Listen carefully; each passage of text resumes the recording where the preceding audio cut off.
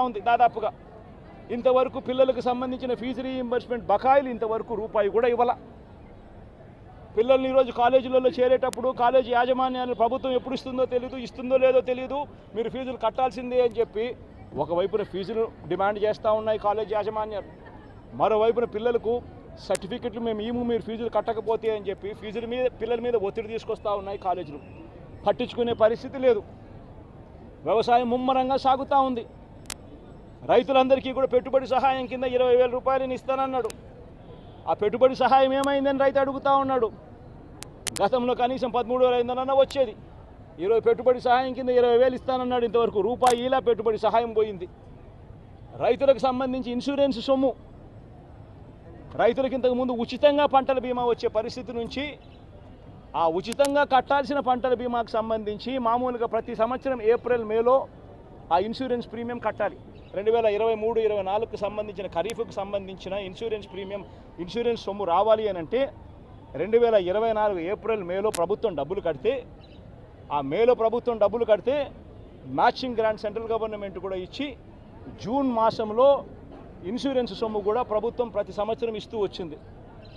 ఆ ప్రక్రియను పూర్తిగా నాశనం చేశారు. ఇన్సూరెన్స్ సొమ్ము కూడా రాని పరిస్థితిలో ఈరోజు రైతన్న ఉన్నాడు. ఉచిత పంటల బీమా గాలికి ఎగిరిపోయింది. ఈ క్రాప్ అనేది గాలికి ఎగిరిపోయింది.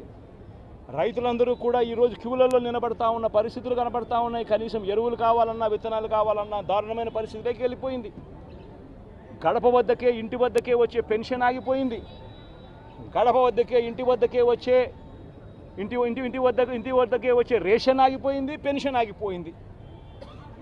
ఈరోజు మళ్ళీ ప్రతి వ్యవస్థలో కూడా ఏం జరుగుతూ ఉందనంటే కరప్షన్ విపరీతంగా పెరిగిపోయింది, డిస్క్రిమినేషన్ అనేది విపరీతంగా పెరిగిపోయింది. తెలుగుదేశం నాయకుల చుట్టూ వీళ్ళంతా తిరుగుతే తప్పనించి రాని పరిస్థితి అని చెప్పి ఏకంగా మెసేజ్ పంపిస్తూ ఉన్నారు. ఈరోజు నిజంగా పాలన అన్నది నిజంగా ఈరోజు ఏం జరుగుతూ ఉందనంటే రోజు కూడా కక్షలు తీర్చుకునే దానికోసము కొట్టడము, చంపడము, ఆస్తులు ధ్వంసం చేయడము ఇవే కనిపిస్తున్నాయి తప్పనించి పాలనలో ఏదైనా కూడా మంచి చేయాలి, ప్రజలకు మంచి జరగాలి అన్న ఆలోచన, తాపత్రయం ఎక్కడ కూడా కనిపించని అధ్వానమైన పరిస్థితి ఈరోజు మొట్టమొదటిసారిగా రాష్ట్రంలో సాగుతూ ఉంది. నేను ఇవాళ ఇప్పటికైనా ఒకటే మాట చెప్తా ఉన్నా, చంద్రబాబు నాయుడుకి ఇదే మాట చెప్తా ఉన్నా. కాంపన్సేషన్ అన్నది ఎంపతితో ఇవ్వాలి, సానుభూతితో ఇవ్వాలి, ఇవ్వాల్సిన సమయంలో ఇవ్వాలి. ఇంతమంది హాస్పిటల్లో ఉన్నారు, వాళ్ళందరికీ ఏ ఒక్కరికి కూడా ఈ హాస్పిటల్లో ఉన్న వాళ్ళకి ఏ ఒక్కరికి కూడా ఇంతవరకు డబ్బులు ముట్టల. వాళ్ళందరికీ కూడా మనం ఇస్తామని చెప్పిన డబ్బులు వెంటనే ఇప్పించే కార్యక్రమం చేయండి. ఆ ప్రోటోకాల్ ఏదైతే ఉందో ఫ్యాక్టరీ సెక్యూరిటీస్కి సంబంధించి, ఫ్యాక్టరీ సెక్యూరిటీ, పొల్యూషన్ కంట్రోల్కి సంబంధించి ఏదైతే ప్రోటోకాల్ ఎగ్జిస్టెన్స్లో ఉందో ఆ ప్రోటోకాల్ను కనీసం ఇప్పటి నుంచన్నా కనీసం మానిటర్ చేసే దిశగా అడుగులు వేయండి. ఇటువంటి మళ్ళీ పునరావృతం కాకుండా చేసే కార్యక్రమాలు చేయండి. ఆ ఫ్యాక్టరీకి సంబంధించి ఏం జరిగిందో లోతైన ఎంక్వైరీ చేయండి.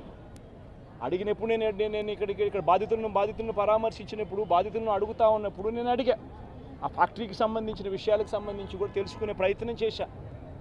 ఫ్యాక్టరీలో ఏం జరుగుతూ ఉంది, ఫ్యాక్టరీలో SOPs బాగానే పాటించే వాళ్ళ, ఫ్యాక్టరీలో పొల్యూషన్ కంట్రోల్ అనేది స్టాండర్డ్ మెయింటెనెన్స్ చేసేవాళ్ళ అని కూడా అడిగా. అవన్నీ కూడా బాగానే జరిగేటివే అన్న, బాగానే జరిగేటివే, కానీ ఇది ఎందుకు జరిగిందో తెలియదన్నా అని చెప్పి చెప్తా ఉన్నాను.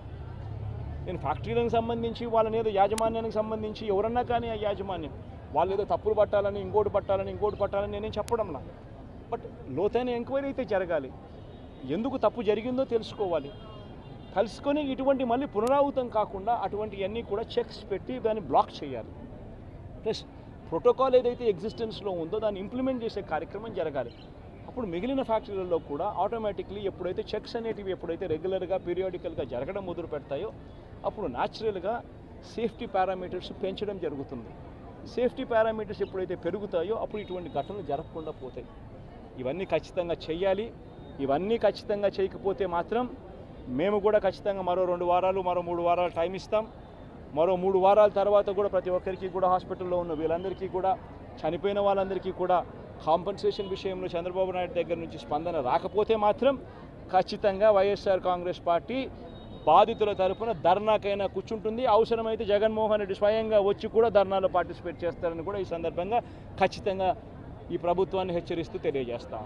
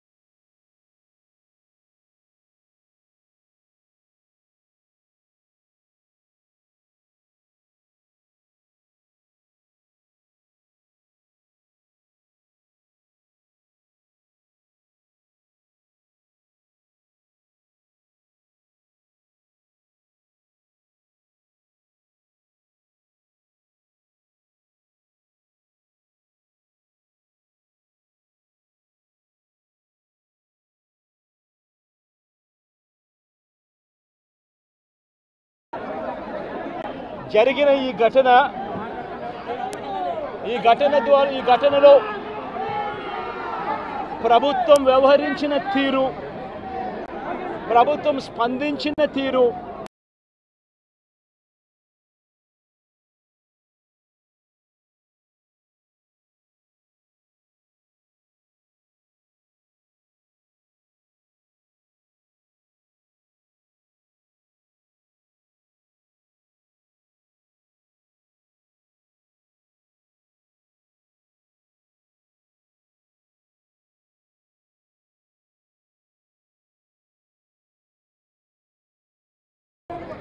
మరి మధ్యాహ్నం 2:20 ఈ ఘటన జరిగితే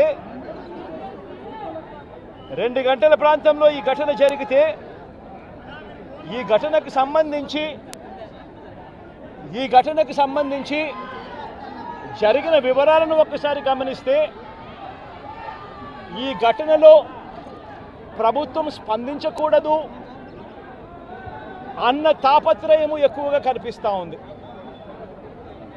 ప్రభుత్వం 17 మంది చనిపోతే ఈ ప్రభుత్వం మొట్టమొదటగా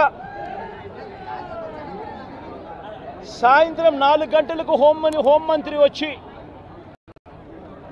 ప్రెస్ మీట్ను అడ్రస్ చేస్తూ తాను మాట్లాడినప్పుడు కూడా సహాయానికి సంబంధించి పర్యవేక్షించడానికి తాను అనకాపల్లికి వెళ్తున్నాను అన్న మాటలు వాళ్ళ నోట్లో నుంచి రాలేదు. మరో గంట తర్వాత అంటే సాయంత్రం 5 గంటల ఆ ప్రాంతంలో కార్మిక శాఖ మంత్రి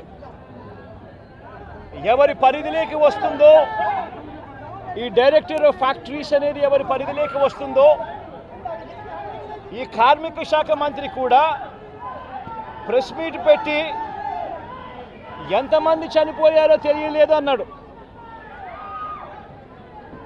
వివరాలు లేవు అని మాట్లాడతాడు.